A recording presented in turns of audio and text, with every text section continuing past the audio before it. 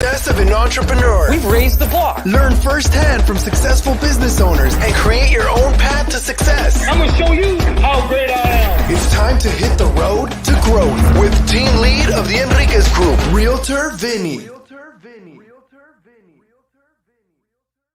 Hi, Road Growth listeners. Today we have Peter.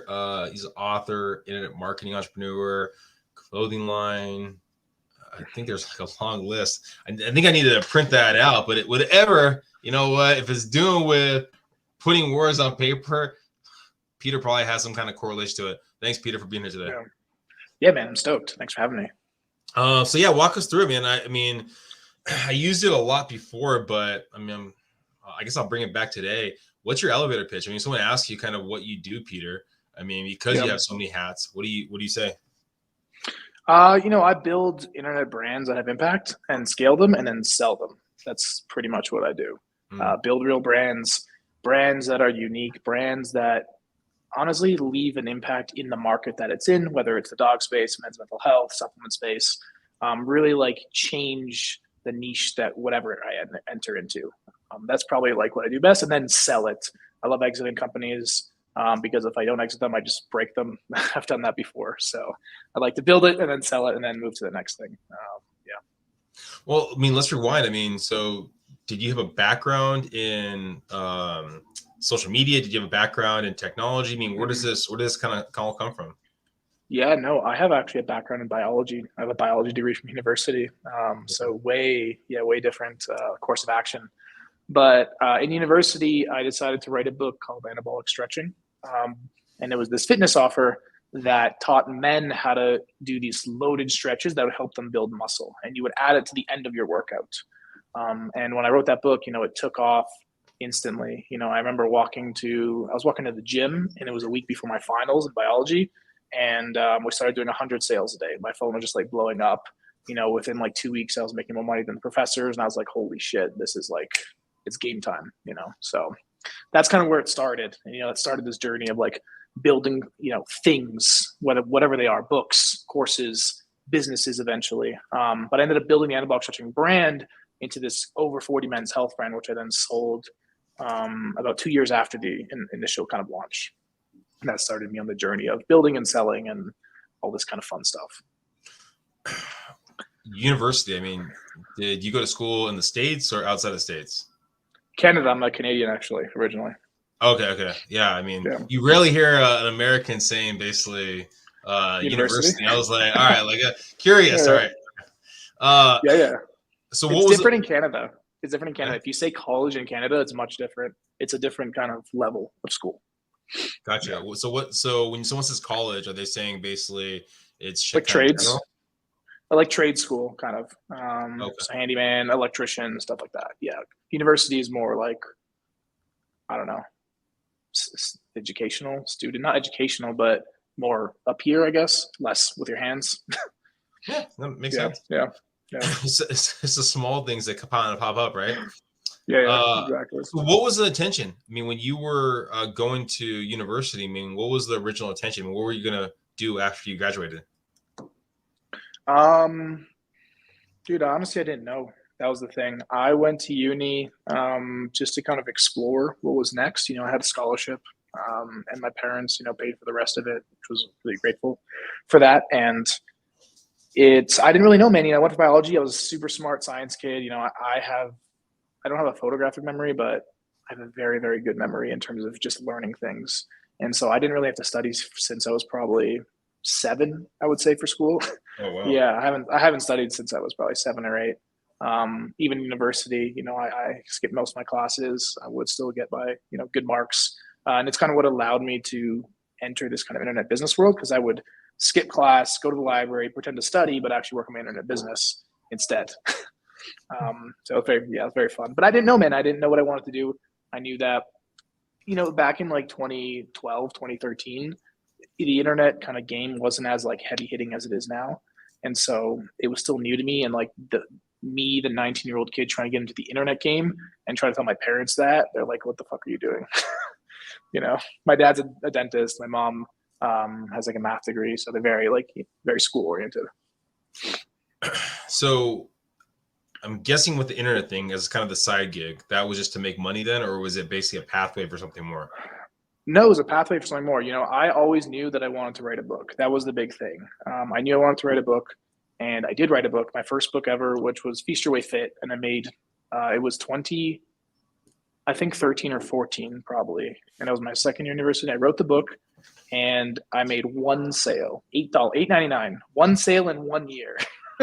That's how it started, and it was a great sale. Still one of my favorite $9 I've ever made.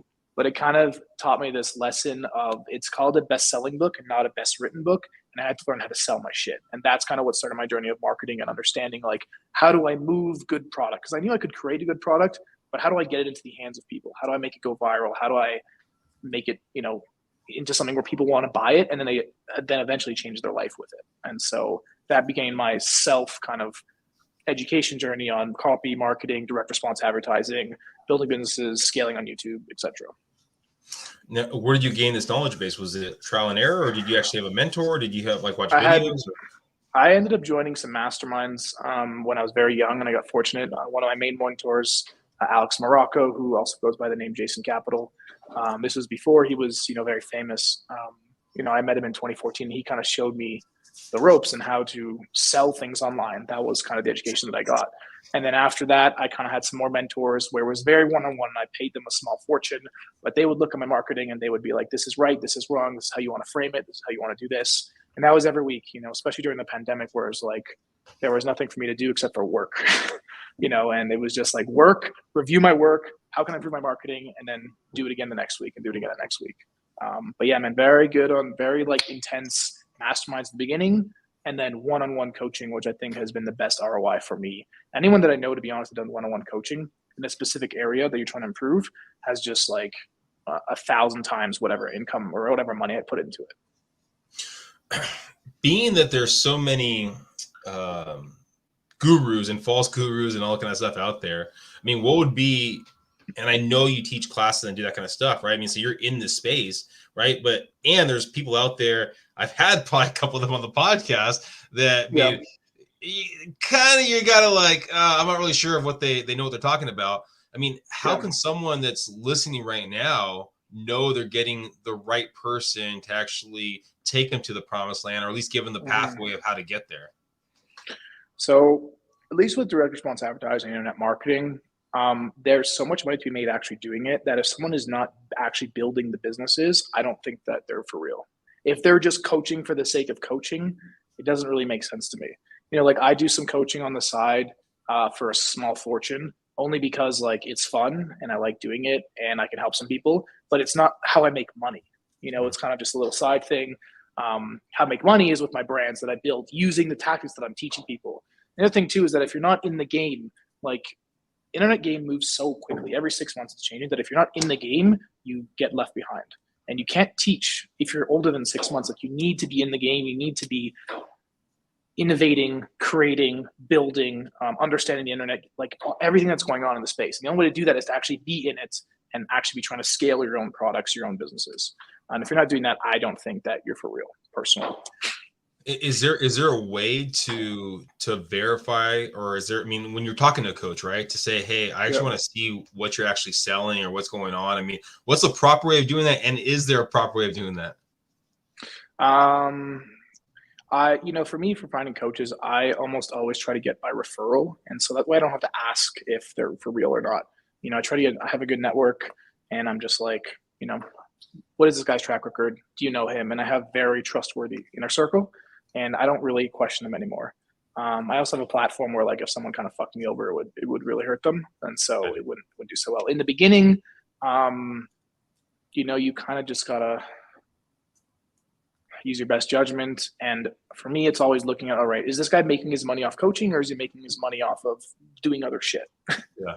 Right. That's the big thing. And if it's just coaching, coaching coaches who are coaching coaches, it's not a business. No, I mean, it makes sense.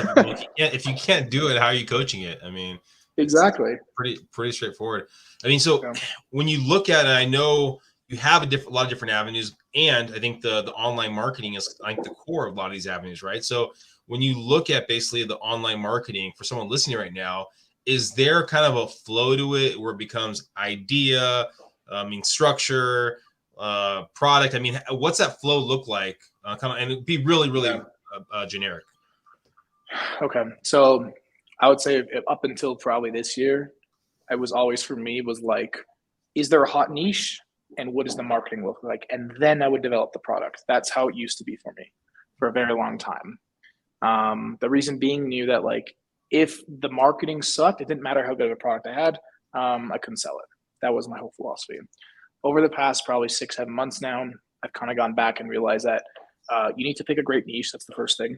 That is the probably one of the hardest things. Not only the great niche, but the timing of the world is very important. For example, I got into the pet space about 1.5 years ago.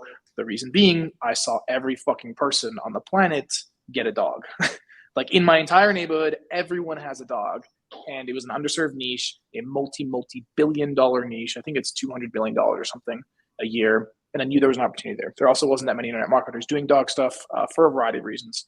But there's an opportunity there. The other thing too is that once you pick the niche now, what I do is actually go after the product and try to create probably like a world's best product, because it makes the marketing so much easier.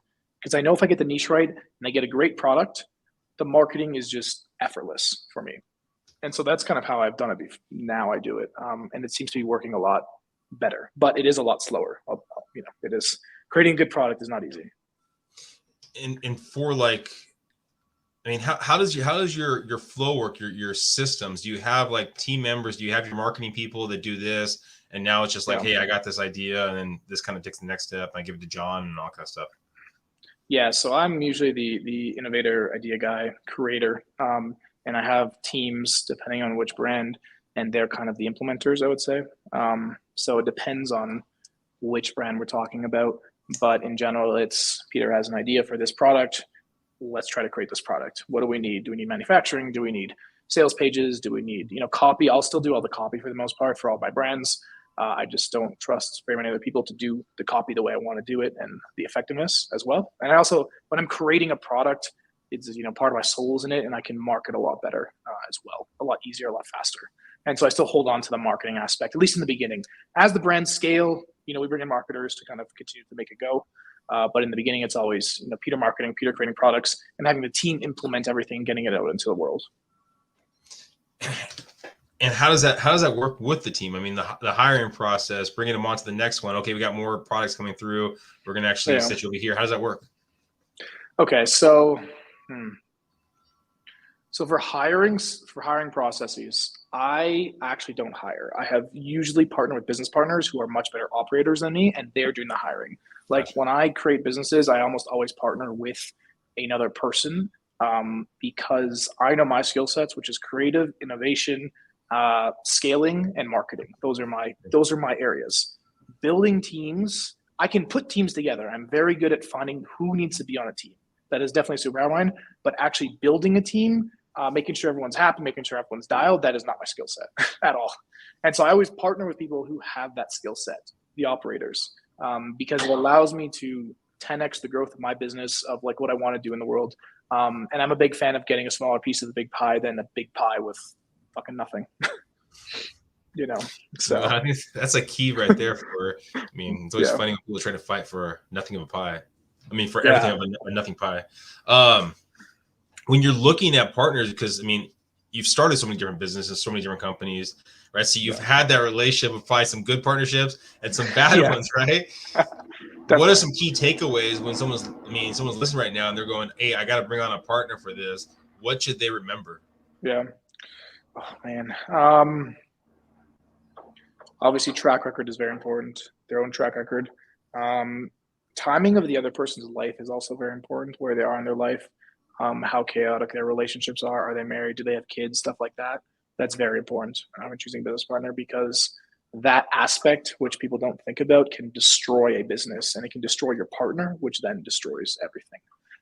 So I look at that stuff. I look at, I do tend to ask around a lot when we're going to engage in a partnership. And I almost never just like, let's get into a partnership. It's like, let's try this little project first. Let's try this other little project first. Let's work together on this other project. Maybe 6 months, 7 months down the road, after trying each other out, kind of like going through this dating phase. I'm like, all right, let's try to like commit to something. You know, it's never just like, let's get fucking married on day one.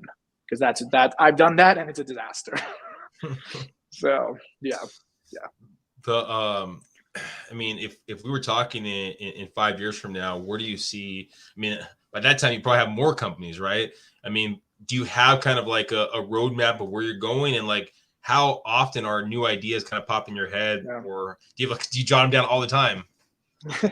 I don't jot my ideas down. I just kind of try to execute them as fast as I can. If I feel it's a very, very good idea that has potential, that has a market that can be fulfilled, and that has the correct partnerships that I currently have in my life to make it go.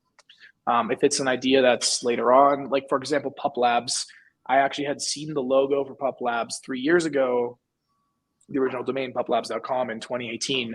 And I actually took a screenshot of it and never did anything with it until about 2021. And so there is times where I just save it, and it's, you know, timing of the world is important. I kind of pay attention to that, because 4 years ago, it would have been harder to break into dog space. But as everyone got a dog, I was like, holy shit, big market, underserved, let's go. But yeah, you know, I don't like try to force myself to build new businesses. They kind of just like come about when I'm meeting with people, creating what I do, and they just kind of like give birth to them. I don't know how else to say it. And they just happen. And like some businesses fail. You know, I had a CBD brand a couple years ago that totally bombed.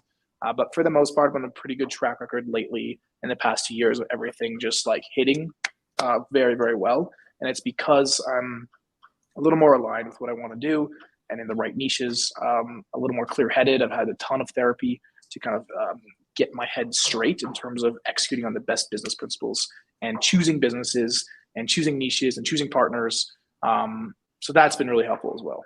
So there's a lot of factors. So therapy is, I mean, what's what is that for? Is that for simply for own personal growth, or is there an issue that kind of happened? No, it's all personal growth. You know, I was 24. I think I was 24, and I was making a killing online. I had the internet lifestyle, I had a girlfriend, had the perfect family, and I was super upset and depressed. And I was like, what the fuck is wrong? Like, how much more money do I need to make? Like, how much more perfect does my life have to be? You know, obviously being born in a first world country, like all this stuff, like everything was like the boxes were checked, and I was like upset. And so I started to explore another area, which was therapy, and more like therapeutic coaching, which ended up being executive coaching using a new process through this guy. His name is Brent Charlton, and Brent is the best money I ever spent. He's a world class therapist, but he's more of a coach than he is a therapist, and he really works on dialing in your mindset as well as like overcoming childhood trauma not being necessarily capital T trauma, but lowercase t, and just realigning, you know, your purpose and how to work. And I know it sounds very frou-frou and like, you know, I'm not really about that, but I've just seen such a ridiculous change in my life over the past 2 years that it has been the game changer for sure. Like 100%. Anyone that has worked with Brent or other coaches, you know, have all of them that I've talked to have said the same thing. He's not cheap, and he's not, you know, he doesn't take on anyone. He only works with entrepreneurs. He's just like, you just get your shit together. I don't know how else to explain it, man. So, I mean, looking back at kind of where you came from to where you are now, has that been kind of like the biggest hurdle, is just kind of your mindset? I think that there was a lot of like self-sabotage going on before a lot of the therapeutic coaching. I just felt that my mind was cloudy.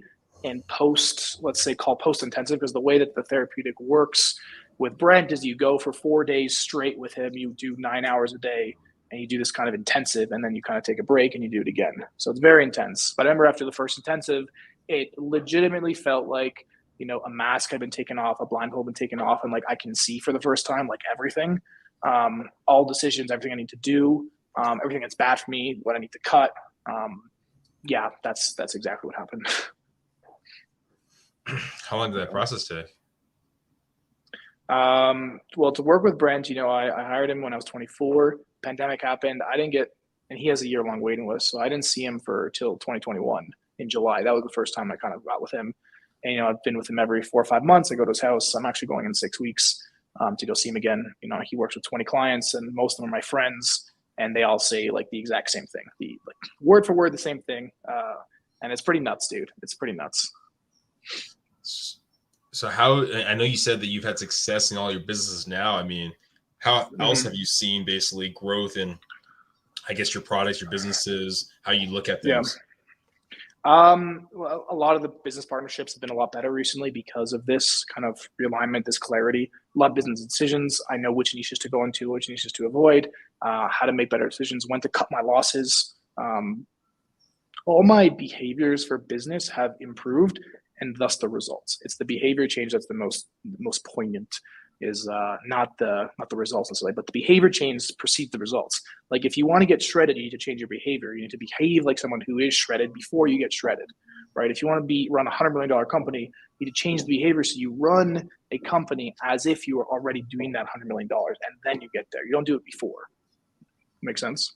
No, for sure. I mean, and so is it systems? Is it your schedule? I mean, when you're talking about, because I mean, let's say you're starting a business, right? And John Smith over here starting his business, he probably didn't have the finances to bring on an admin. But you, as a $1 million company, you're going to need an admin, you're going to need people, right? I mean, so is it just strictly the mindset of what the person would do, and how can I change it to position? Yeah. Well, it's like, finances is like, all right, like how can you solve these problems better, right? So I don't have money, for example, start a new business. Well, who has money that I can partner with, give them some equity so we can get going? Like, it's not a question of like, let me be selfish and hold on to the whole business, because then there is no fucking business if you have no, you know what I mean? There's no business. And so it's about letting go of like, I don't want to use the word ego, but I guess it's ego, but letting go of like this perfect idea that the business has to be like this. And just instead of being like fluid and open to like, these are things that could be changing and happening, and thus accepting, all right, I'm going to take some money here. I'm going to partner with this guy. We're going to try this manufacturer out. It's not going to work. Okay, we'll try this manufacturer out. Being a lot more adaptable is probably the right word. And thus like scaling, not being so tight and so perfect all the time, trying to build a business. Because I find a lot of entrepreneurs have like, all right, the business has to be this way exactly. Like it has to be like this, we have to use this ad guy. We have to use this platform. It has to be this product. We're like, no, man, like let the business evolve. Let the market tell you what they want, right? The market ultimately dictates like if your products are good or not. They vote with their credit cards, and it's the most unbiased way to get data. Do you, and I feel like I have your answer, and for probably as clarity and for people listening, right? I mean, if someone just came out of university or college, right? Either way, right? Girl came out, right? And they don't know anyone, right? They just study a lot in this. They don't have the funds. I mean, what's the best way of them networking with people, I guess, in the space, or to find people that probably have the funds? Yeah. So I would always try to go and work for someone for free if you can, or like a paid internship or something. But not an internship in the classic sense of what it's supposed to be. I mean, like, go find someone who's crushing it and pitch them to work for them, and earn your trust, and like level up your skills by getting paid over time. Find a business that's working, like find a $2 million a month business and try to get your foot in the door. Be a junior, be like the lowest level possible, get paid like $1,000, $2,000 a month. But like you will learn through osmosis much more than someone who's trying to make it on their own. That was my biggest mistake in the beginning, was that I tried to build an anabolic stretching brand, which I successfully did, but it took me way longer than I could have. And I made less money than I could have because I didn't have the foundational skill set that I could have learned if I just went to a different company that was doing $2-3 million a month and understood the systems, the processes, the marketing, the way the copy chiefs think, the way that people think about new products innovation, the way the lawyers, the accounting, all that works. Getting real world experience, not theoretical experience. It's a difference between like taking an entrepreneur class at university and going to build a fucking business. Like you need to go do the work and understand and make real world mistakes. Because when you're 19, you're 20, 21, you can afford to make very grave mistakes in business because it doesn't matter. Because you're young, people will forgive you. And also you're financially you're not obviously like financially taking care of someone else or a family or a kid or whatever. And so you have less financial burden. When I used to launch Anabolic Stretching, I was living with 6 roommates at University. My rent was like $250 a month. 6 roommates in like a 2,000 square foot house. 6 dudes, like big dudes. Like my roommate was like 6'4". So, I could afford to like fuck up a lot in the business because my rent was $250, food was a couple $100. And so you should be taking massive, massive risks the younger you are, and swing for the fences. And I mean, I've heard that that mindset from, a decent amount of people when I've asked that question. And I'm curious, how many people have actually reached out to you about taking a kind of unpaid internship or a low paying internship to grow? Yeah, I've had quite a few people reach out. Oh, yeah. Yep. And what I do now is I give them a insane amount of work to do and all this stuff and like an insane amount of studying to do. And I would say 99% of people just like, I don't want to do this, How long? It's a way to, like 6 months or something. Just like, here's study, here's like some work, here's things to do. Here's business to study, go do this. And like, talk to me in like 3-4 months when you're done. And that's like the first like pass. If they can get through that, then I know they're serious. Because a lot of people want to come in the internet world because they think it's all like shiny and rainbows and like I'm going to print $1 million tomorrow, which it's not. Internet marketing is arguably one of the hardest professions on the planet to get right. It requires so much intellect because you need to be selling to consumers who already are skeptical about buying shit online, right? Like and then you have to be having all these businesses online. There's no in-person communication normally, and so you're like trying to manage manufacturing processes, accounting, lawyers, customer service, all on the internet, by the way, within 8-hour window, because most of these people are not working more than 8 hours. And so you're juggling 1,000 different things at once and then trying to innovate in markets that are often extremely saturated. Like the pet market is saturated, supplement market, a lot of markets are saturated. So it requires a heavy level of intellect. But point being that like, I don't want to take people on that aren't actually serious about learning this stuff. And so that's usually my first pass. Go do a bunch of shit. Here is all the resources that I learned from, buy these books, come back to me, and then we can talk. And I would say I've had maybe like one person like go through that and kind of like push through that. And then, with them, they ended up kind of working for me and then kind of evolves from there. Seems about right. Most people don't want to do things. I had it before where I just tell them, go, all I want you to do is send me a text after this. And sometimes people can't even do that. It's just like the small things. Is there a book off the top of your head? And the book's probably changing, I'm guessing, over time. But is there a book you kind of talked about it that people should read? Yeah, there's a book that I read when I was younger. It's called Education of Millionaires.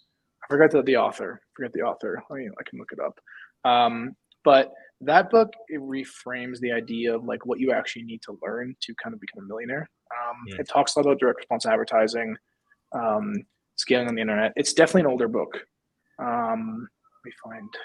His name is Michael Ellsberg. Okay. Came out in 2012. I had read it in 2013, so it was new back then. But it's a great book. I still recommend it. It's a great starting point for someone that's like getting new to the internet world and like what's possible. But again, I'm not a big fan of books in general. I think like a lot of that is like mental masturbation, to be honest, because it's not actually learning. Learning is a byproduct of actually doing something and failing and learning from the results. It's not actually just like absorbing information and be like, I guess I know this. Like, have you put it into action? Have you tried this thing? Like, no. Like, so I don't believe you've truly learned until you've put something into action and then either failed or succeeded. Learn something. You've actively rewired the brain, the neurons, to see a positive or negative result. And so I am, there is places for books, of course, but there's a lot more place for taking action, which most people don't do. They like to read and stay safe and stay, let me read 1,000 books. Same as like if you're trying to go meet girls, you can read books on pickup or you can go talk to girls. And I can guarantee you that the education you get from talking to hot girls in public is a lot more intense, but also a lot more valuable because it rewires neurons than reading a book about all the best pickup lines and all this shit, So same thing in business. Well, that should be your next shirt. Reading is mental masturbation. That would sell. I don't know. Yeah. Thank you so much, Peter, for being here today. Any last words of wisdom? If people are looking to get more information, what's the best way of them kind of staying in tune with new products, new platforms, things like that? Yeah, man. You can check me out on Twitter, at Peter Tzemis, or you can visit my blog, beatyourcontrol.com. Yes, I have a blog. I know it's pretty old school, but I post a lot of my marketing stuff on there. My email list is on there, which I keep, people pretty regularly updated. But I like to kind of be a ghost in the internet world, so I'm not always kind of like telling people what I do until 7 months later, and I'm like, oh, it's successful. I like to kind of stay away. Well, again, Peter, I appreciate it so much. Hopefully everyone listening got some great nuggets right there. It doesn't matter how old you are. Also too, know a system, know a process. I mean, if you listen to how many different companies, how many different platforms Peter has put together, they probably all have kind of a similar kind of pathway. It's just a matter of figuring out what that process is, figure out the plan is, and then building it out. Thank you guys for listening. Please subscribe, please share, and go in the show notes and go find Peter. Awesome. Thanks, man. Bye, everyone.